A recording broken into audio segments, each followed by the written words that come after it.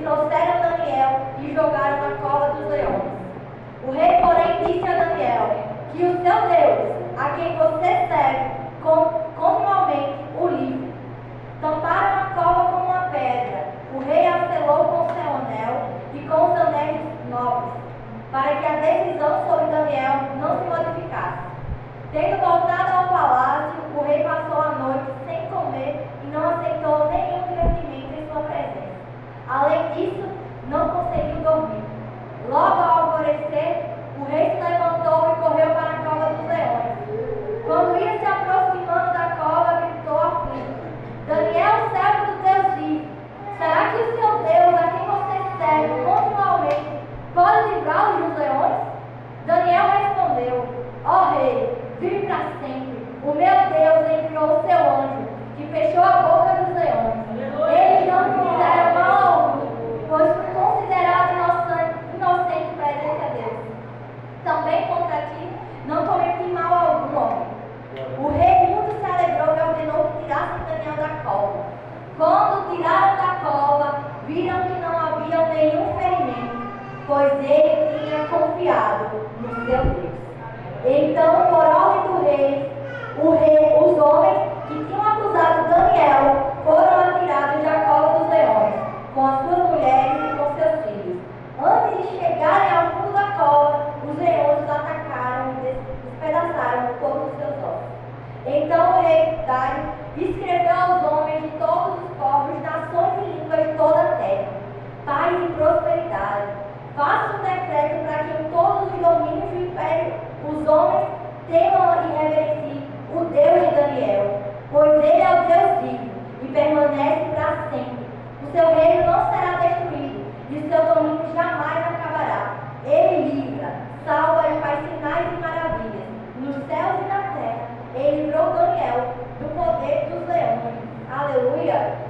Quando eu orei para trazer a palavra, o Senhor, era um culto de oração, né? E o Senhor falou muito comigo sobre trazer uma palavra sobre oração.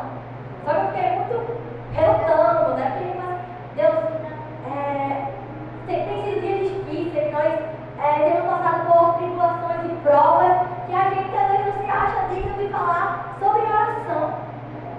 Deus não tem orado o quanto eu deveria, mas o Senhor ele falou comigo. Ele está me tratando, Ele quer tratar também com vocês, amém? O que eu acho lindo é que Daniel, ele orava 3 vezes ao dia, na Bíblia fala que ele vai para o quarto dele como de costume. Ele vai orar 3 vezes ao dia ao Senhor. E Daniel, ele não parou por causa de um decreto que falava que ele não poderia orar ao Senhor. Pelo contrário, ele foi para o seu quarto orar as 3 vezes ao dia e agradecer a Deus. Daniel, ele nos ensina sobre dependência e confiança no Senhor.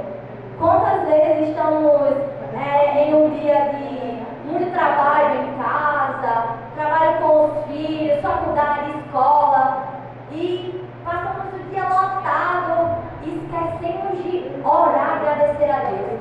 A gente vai orar e agradecer a Deus antes de dormir. Mas Daniel nos ensina que precisamos ter uma prática de oração todos os dias. Precisamos orar ao Senhor. Lá em Tessalonicenses, se eu não me engano, ele fala: orai sem cessar em todo o tempo. O Senhor, ele quer que estejamos orando, vigilando.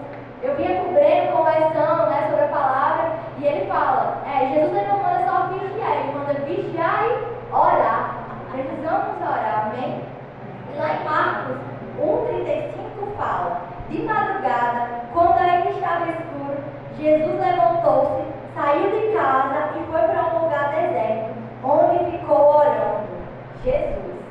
Jesus nos ensina também que apesar dos afazeres, Jesus tinha que curar, tinha que libertar, tinha que pregar, mas ele saía de madrugada para falar com o Pai. Algumas semanas atrás, o Senhor me levou em sonho, o Senhor fala muito comigo através de sonho. E eu estava sendo arremessada, eu estava em um lugar parado e o Senhor me arremessava. E eu chegava em um lugar que era como um jardim. Estava cheio de plantas, mas no meio do jardim havia um lugar e como se tivesse um banco, eu sentava e eu não escutava a voz de Deus, mas